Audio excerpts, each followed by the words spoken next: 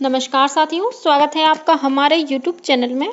आप छत्तीसगढ़ की किस जगह से हमारे समाचार सुन रहे हैं, कृपया कमेंट बॉक्स में लिखकर हमें ज़रूर बताएं। साथ ही हमारे चैनल को सब्सक्राइब करना ना भूलें। रायपुर से प्रस्तुत हैं छत्तीसगढ़ के प्रादेशिक समाचारों के साथ मैं रजनी शुक्ला। पहले मुख्य समाचार। प्रधानमंत्री इंटर्नशिप योजना के लिए पंजीयन कल से हुई शुरू, 25 अक्टूबर तक चलेगी प्रक्रिया। मुख्यमंत्री कल बलौदाबाजार भाटापारा जिले में आयोजित गुरु दर्शन मेले में हुए शामिल, विभिन्न विकास कार्यों की घोषणा की। असत्य पर सत्य की जीत का प्रतीक दशहरा पर्व कल पारंपरिक उल्लास के साथ मनाया गया और धमतरी जिले में दुर्गा विसर्जन के दौरान हाई टेंशन तार के टूटकर गिर जाने से 3 लोग झुलसे, एक की हालत गंभीर। अब समाचार विस्तार से। प्रधानमंत्री इंटर्नशिप योजना के लिए रजिस्ट्रेशन प्रक्रिया कल से शुरू हो गई है। इस वर्ष के केंद्रीय बजट में घोषित की गई यह पहल युवाओं को कारोबारी माहौल में व्यावहारिक अनुभव प्राप्त करने में सहायता के लिए 12 महीने की इंटर्नशिप प्रदान करती है। रजिस्ट्रेशन की प्रक्रिया इस महीने की 25 तारीख तक चलेगी। प्रधानमंत्री इंटर्नशिप योजना के अंतर्गत अब तक 193 कंपनियों ने लगभग 91,000 इंटर्नशिप के अवसर प्रदान करने की घोषणा की है। सरकार ने इंटर्नशिप पोर्टल को प्रायोगिक परियोजना के तौर पर इस महीने की 3 तारीख को शुरू किया था। सरकार का लक्ष्य इस वित्त वर्ष में 1.25 लाख इंटर्नशिप अवसर प्रदान करना है। यह अवसर ऑनलाइन पोर्टल pminternship.mca.gov.in के माध्यम से प्रदान किए जा रहे हैं। इस परियोजना पर 800 करोड़ रुपए की लागत आएगी। सरकार ने 5 वर्ष के दौरान 21 से 24 वर्ष आयु वर्ग के 1 करोड़ उम्मीदवारों को इंटर्नशिप उपलब्ध कराने का लक्ष्य रखा है। इंटर्नशिप के दौरान युवाओं को 1 वर्ष के लिए 5,000 रुपए मासिक पारिश्रमिक दिया जाएगा। इसके अलावा उन्हें 6,000 रुपए की एक मुश्त राशि भी दी जाएगी। इंटर्नशिप का यह अवसर 36 राज्यों और केंद्र शासित प्रदेशों के 737 जिलों में उपलब्ध होंगे। मुख्यमंत्री विष्णुदेव साय कल बलौदाबाजार भाटापारा जिले में बाबा गुरु घासीदास की कर्मभूमि और सतनाम पंथ के संत अमरदास की तपोभूमि तेलासी धाम में आयोजित गुरु दर्शन मेला में शामिल हुए। इस अवसर पर मुख्यमंत्री ने गुरु गद्दी की पूजा अर्चना कर नमन किया और प्रदेशवासियों की खुशहाली की कामना की।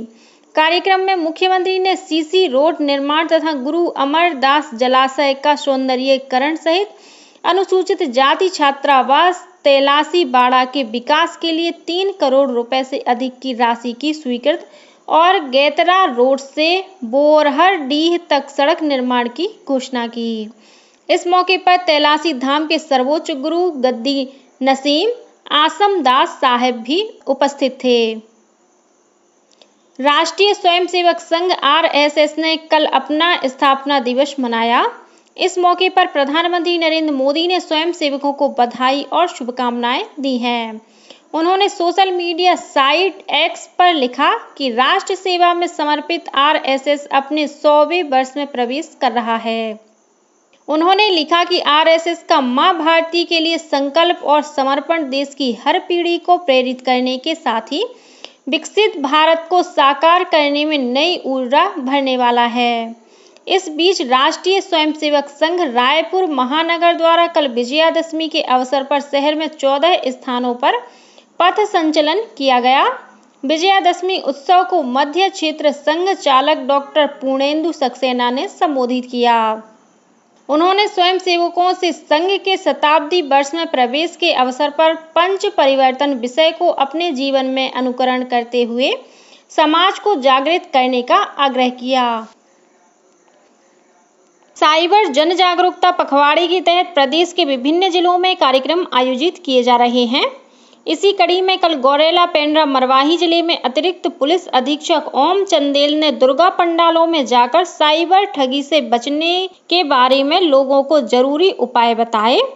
साथ ही डायल 1930 के बारे में जानकारी दी।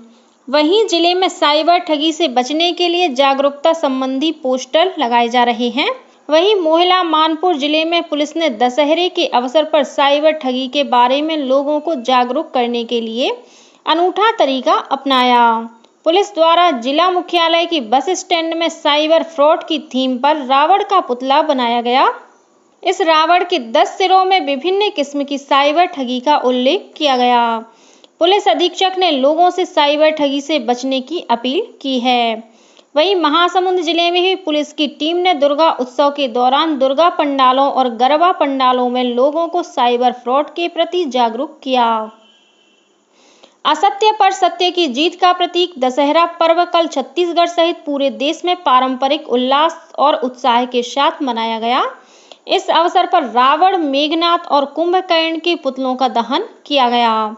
राजधानी रायपुर सहित प्रदेश के सभी जिलों में दशहरा उत्सव का आयोजन किया गया। राजधानी रायपुर के WRS कॉलोनी और रावण भाटा मैदान में विशेष आयोजन किया गया। रायपुर के WRS कॉलोनी में आयोजित दशहरा उत्सव में मुख्यमंत्री विष्णुदेव साय शामिल हुए।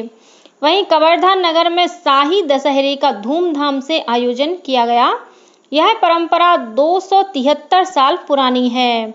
इस अवसर पर कवर्धा शहर और आसपास के क्षेत्रों से बड़ी संख्या में लोग पहुंचते हैं। दशहरा पर्व के मौके पर कल रायपुर, दुर्ग, राजनांदगांव, बिलासपुर, रायगढ़ सहित प्रदेश के विभिन्न थानों, चौकियों और शास्त्रागारों में रखे शास्त्रों की साफ सफाई कर विधि विधान से पूजा अर्चना की गई। दुर्ग के पुलिस लाइन स्थित शास्त्रागार में आयोजित पूजन कार्यक्रम में एक भारत श्रेष्ठ भारत अभियान के तहत गुजरात से आए पुलिस के अधिकारी और कर्मचारी शामिल हुए। इस अवसर पर शास्त्रों की विधि विधान से पूजा अर्चना करने के बाद पुलिस के अधिकारियों ने हवाई फायरिंग कर विजयादशमी की शुभकामनाएं दी।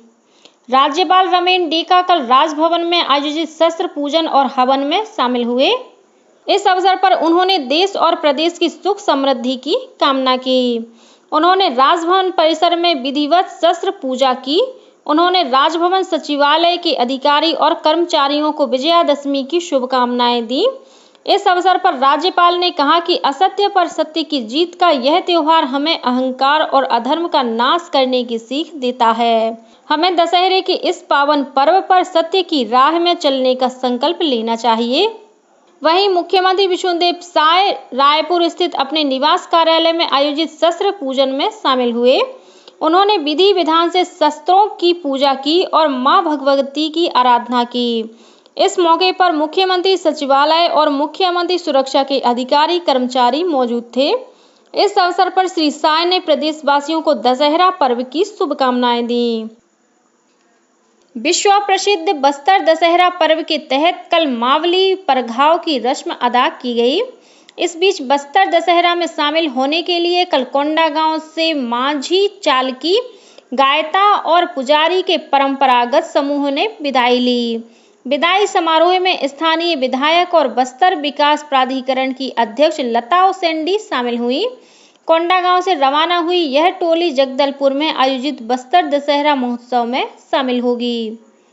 धमतरी जिले के कंवर गांव में कल दुर्गा विसर्जन के दौरान हाई टेंशन तार के टूटकर गिर जाने से कई ग्रामीण करंट की चपेट में आ गए।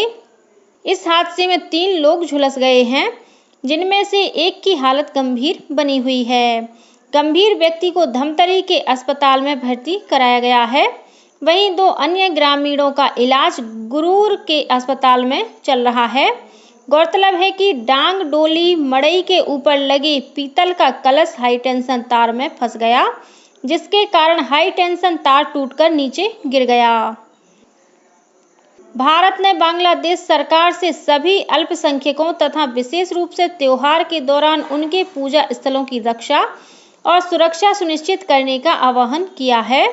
एक वक्तव्य में विदेश मंत्रालय ने ढाका के तांती बाजार के पूजा मंडप पर हुए हमले तथा सतखीरा के जसोरेश्वरी काली मंदिर में हुई चोरी को लेकर गंभीर चिंता व्यक्त की है। मंत्रालय ने कहा कि ये हमले खेदजनक हैं। मंदिर पर हमला करने वाले मंदिर को अपवित्र करने तथा प्रतिमाओं को नुकसान पहुंचाने का एक व्यवस्थित तरीके का इस्तेमाल करते हैं। भारत इन घटनाओं का कई दिनों से साक्षी रहा है। केंद्र सरकार ने कहा है कि आपातकालीन गर्भनिरोधक दवा की बिक्री और वितरण नियंत्रित करने वाले नियमों में कोई परिवर्तन नहीं किया गया है और ये बिना डॉक्टर के पर्चे के उपलब्ध होती रहेंगी। केंद्रीय औषधि मानक नियंत्रण संगठन ने कहा है कि कुछ मीडिया रिपोर्ट में औषधि नियमों में बदलाव के प्रस्ताव की गलत व्याख्या की गई है। केंद्रीय आवास और शहरी विकास राज्य मंत्री तोखन साहू ने कहा है कि प्रधानमंत्री नरेंद्र मोदी ने गरीबों के सपने को साकार करने का संकल्प लिया है। उन्होंने तीसरी बार प्रधानमंत्री बनते ही सबसे पहले 3 करोड़ आवास की स्वीकृति प्रदान की है। श्री साहू शुक्रवार को मुंगेली में हमर आवास हमर विकास की थीम पर आयोजित आवास मेला में शामिल हुए। उन्होंने कहा कि मुंगेली जिले में 20,000 से अधिक हितग्राहियों को पक्का आवास मिलेगा।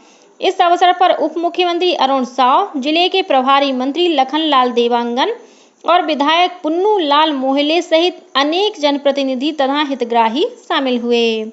इसी के साथ छत्तीसगढ़ के समाचारों का ये बुलेटिन समाप्त हुआ। नमस्कार।